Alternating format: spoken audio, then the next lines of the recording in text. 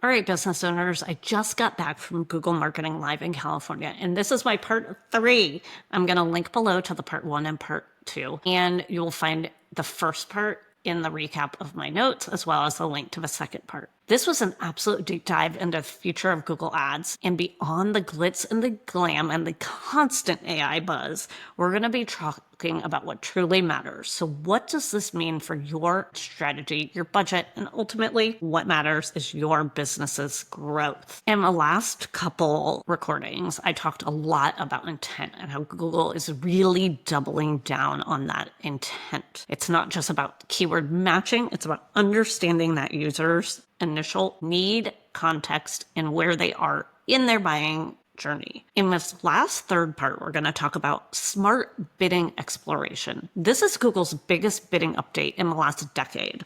That is exactly what Google told us, and in some level, I do believe what they're saying. So really what this is it's allowing that smart bidding to adjust bids within a defined flexible range. So if you're typically targeting a 4 ROAS, you as the ads practitioner, or myself, if I'm representing your company, can go in and say, it is acceptable that I take a 2 ROAS or a 1 ROAS. And then what happens is that bidding is going to be able to explore and capture the more unique, high-performing search queries that you might previously have either missed due to your ROAS target, or that maybe you wouldn't necessarily have added in to what you would consider a typical keyword. So again, this is another theme with those long queries. I like to think about it as a strategic learning mode for your smart bidding, but it's really about optimizing for total conversions or total conversion value, even if it means taking a slightly lower ROAS on an individual basis for obvious conversions. The smart bidding exploration is about optimizing for total conversions or total conversion value, even if it means accepting a slightly lower ROAS on individual, less obvious conversions, as long as the overall profit is higher. I look at this as a great opportunity, especially during sales periods, when you know that you're going to be beating the competition in terms of that sales data point, right? So your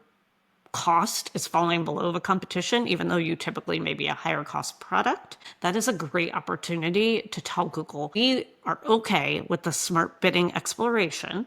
We can go in and take some of this lower ROAS, because long term, that's going to become a customer that's going to be buying into our product, but we have more information at that point than the algorithm. We know we're on sale. So it's really going to help you discover those pockets of new demand, and that's going to be the key there. If you are a small business and you feel like you have plateaued as far as your current ROAS targets, you're kind of sitting at that arc where you're right here and you haven't been able to scale up, this is a way to intelligently expand that reach, the reach of your campaigns, and find those incremental conversions. It is really about smart growth and not just hitting that ROAS number. And again, I think the problem that a lot of people have with this is that you have to accept that lower ROAS.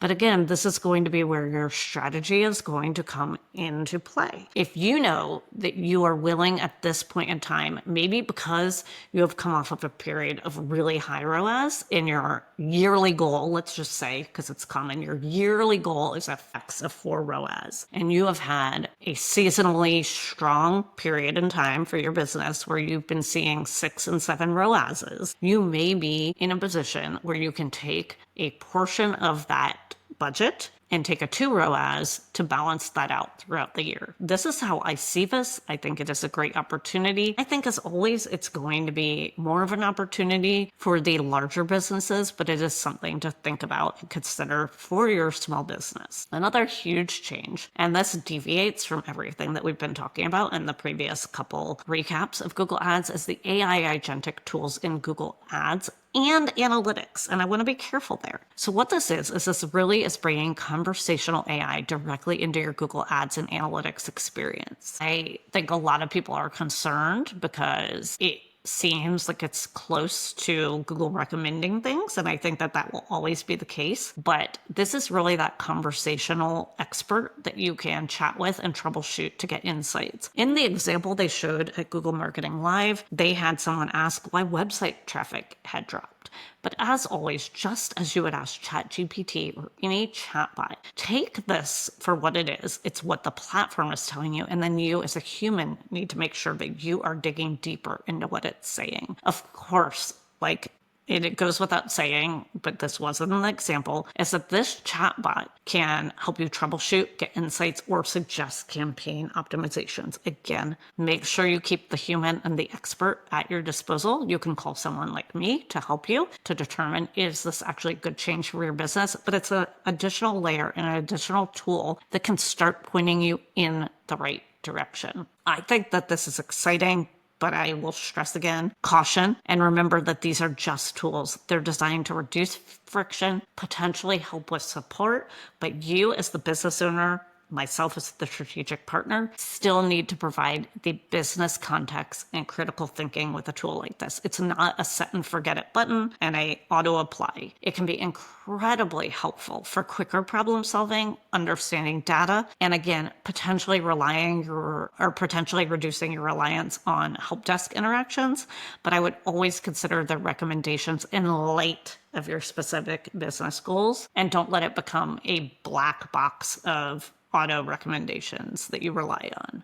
So what? So you've watched my 3-part series and hopefully binged on it. From Google Marketing Live 2025, what is my final takeaway? That is that the message is clear. The future of Google Ads from a management standpoint, from a direction standpoint, is strategic. Yes, it's about the AI. Yes, it's about leveraging the platform's automation, but it's your intelligence, your content, and your strategic oversight that's going to differentiate strategic Google Ads performance that is actually successful. Google is a powerful tool, but they still need to be guided by clear direction and clear oversight. As a business owner, this is precisely why navigating this new landscape requires thought and conversation, and why you need someone who understands the why behind these shifts. You as a business owner can diagnose the challenges, you know your business, and then I can help coach you on how to leverage these tools effectively for your unique situation and your unique business model. That is going to be really, really important. If these insights and this playlist from Google Marketing 2025 resonated with you, and you're a business owner looking for clarity and strategic thought leadership, I am your person to help you develop this future-proof Google Ads strategy. I absolutely invite you to subscribe to my channel. Like I said, I am not going to be another tutorial channel. I have created this channel designed to help you identify your areas for improvement and talk about the why behind Google Ads. If you're ready for that more in-depth collaborative approach to your Google Ads, talk to me about a consultation and we can explore how I can help you in my different coaching packages. As always, if you have any questions, if you have topics that you would like me to cover, you are more than welcome to make a comment. Please hit the like button, subscribe to the Ad Strategy Hub for more insights, and as always, let me know what Google Ads announcement excites you or concerns you the most for your business. Thank you so much for tuning into Ad Strategy Hub, and remember, in an AI-driven world, your strategic thinking is going to be your biggest asset. And I'll see you in the next video.